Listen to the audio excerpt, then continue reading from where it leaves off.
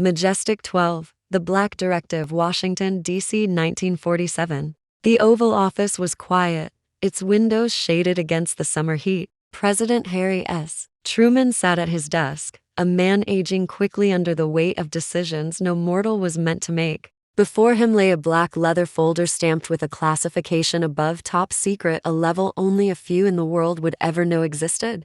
Inside were photos from Roswell, twisted metal inscribed with unknown glyphs, fragments that resisted cutting, heat, and gravity. Even more disturbing, body bags from a remote desert recovery site. Not quite human, not quite anything known. He lit a cigarette with shaking fingers. "We need containment," he said. That night, Truman signed Executive Memorandum No. 92447. It authorized the creation of Majestic 12, or MJ-12, a group of 12 men selected for their brilliance and discretion. Scientists, military men, and intelligence operatives. Their mission: analyze, manage, and suppress all information regarding non-terrestrial encounters. The first council convened secretly in November 1947. Among them, Dr. Vannevar Bush, who had helped oversee the Manhattan Project. Roscoe Hillenkotter, director of the newly formed CIA. Dr. Donald Menzel, an astrophysicist publicly skeptical of UFOs, privately among the few who'd seen the bodies.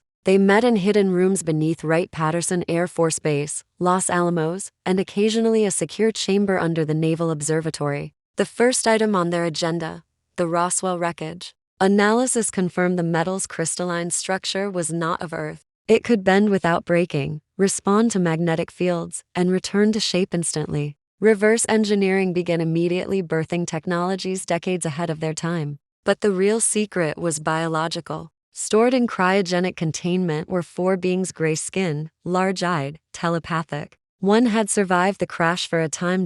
It communicated without words. Its thoughts entered the minds of the researchers like dreams, fragmented, symbolic, overwhelming. It spoke of Orion, of ancient visits, of human evolution observed, but not directed. It warned of others, not all friendly. They named it Entity EB1. It died months later, but not before providing coordinates to hidden places on Earth where others had landed. By the 1950s, MJ-12 had expanded its role. The Great Treaty was signed in 1954, supposedly between President Eisenhower and a group of gray aliens. In exchange for technology, gravitics, advanced metallurgy, energy manipulation, the U.S. agreed to allow limited abductions for genetic and reproductive studies. It was agreed that no lasting harm would come to human subjects, and a list of all abductions would be shared. The agreement was violated almost immediately. MJ-12 members learned the number of abductions far exceeded agreed limits. In underground bases, Dulce, Site 4, and under Mount Weather, joint human-alien operations developed biological labs, cloning stations, and hybrid gestation tanks.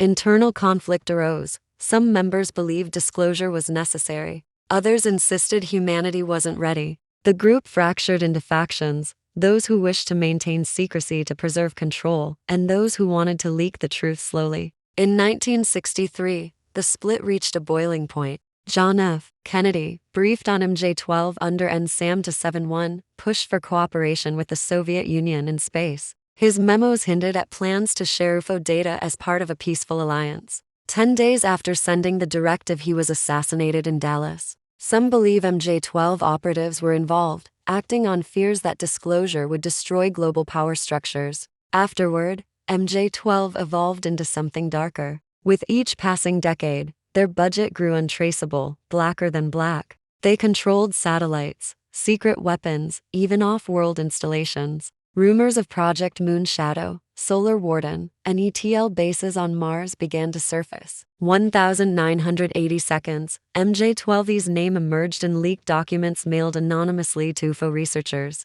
The briefing paper addressed to President Eisenhower detailed operations, personnel, and ongoing extraterrestrial relations. While denied by the government, nothing in the documents was provably false. The FBI called them bogus, but never prosecuted their distribution. Present day, MJ-12's structure is no longer clear. It may no longer exist in name, but its purpose persists. Some say it has merged with private aerospace contractors like Lockheed Martin, Raytheon, and Boeing. Others believe it's evolved into an AI-managed intelligence framework that controls narrative, surveillance, and counter-disclosure. Recent U.S. Navy UAP videos, Pentagon admissions of reverse-engineered tech, and whistleblowers like David Grush have ignited renewed speculation. Many see these as controlled leaks, signals that disclosure is being managed, not revealed.